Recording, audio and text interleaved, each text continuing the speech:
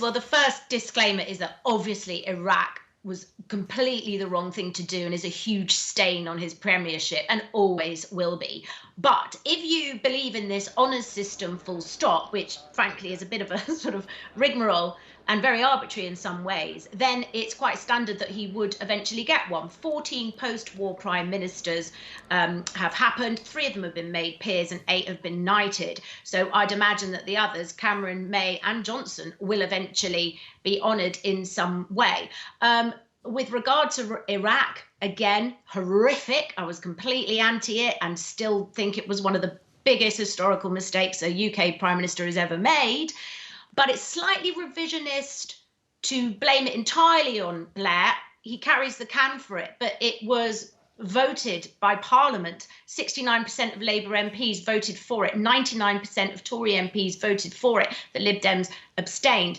And at the time, 54% of the British people approved of it. So it's really, really horrendous anyway. The outcome, we know, was shocking.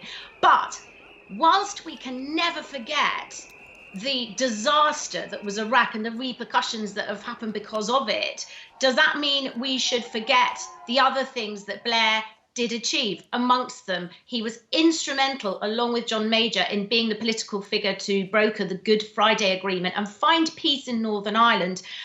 He was an interventionist. With regard to Sierra Leone and with regard to Kosovo, those were widely thought of as hugely successful. In fact, there are many, many 18-year-old sort of Albanians who are called Tony Blair, if you have a look at that. Yeah. But not only that, 600,000 children lifted out of poverty, 1 million pensioners lifted out of poverty, free bus passes for over 60s, free breast cancer screening for women. There were a multitude of achievements. The Civil Rights Act for gay people to get married. We can't go through all of them. We can't go through all. I mean, so, some of the achievements you describe are just things where he's just spent a lot of taxpayer money. Mike, what do you think?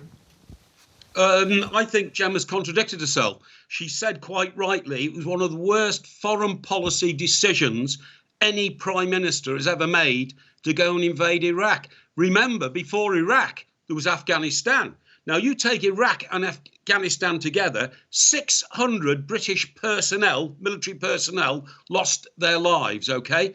1 million Iraqis are thought to have died since the Iraqi war, which Tony Blair supported, and 3 million Iraqi people are displaced around the world, around the Middle East, around the world, many of them getting into little boats and coming across the English Channel to this country. How you can award a prime minister any sort of honour, and this is the very top knighthood honour you can get, the Garter, how you can give him that after 14 years.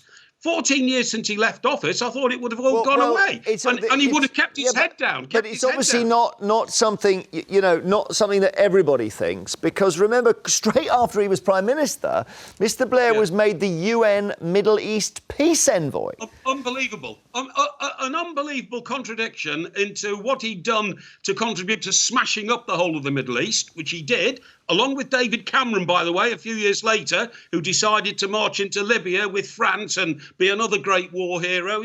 None of them should ever have been honoured for those sort of things. I totally agree with you. To me, it's impossible to look at Tony Blair and say, was this an honourable man? I'm not saying he's a dishonourable man. But you agree on that, I suppose. I mean, you didn't mention Afghanistan, Gemma. The way that worked out, we could probably put that in the debit list as well. But the thing about your argument, Gemma, is that he did good things as well. And the good things offset the bad thing, right? Prime Ministers are supposed to do good personally, things. You look at these New Year's lists, they come out every year, and sometimes you think, what? I mean, Jimmy Savile was honoured. Robert Goodwill, who's been knighted for political service. He's a member of the liaison committee that scrutinises the work of the PM. So a lot of it is like buying loyalty from people. There's an awful lot about it I don't feel comfortable with.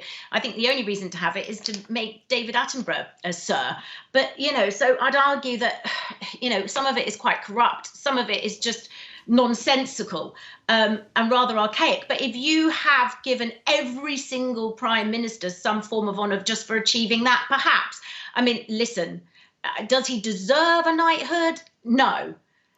Right. Is it normal that he's been given one? No, sort of, not yes. Normal is for the birds. That's normal is what we did in the past. We're talking about whether he deserves it.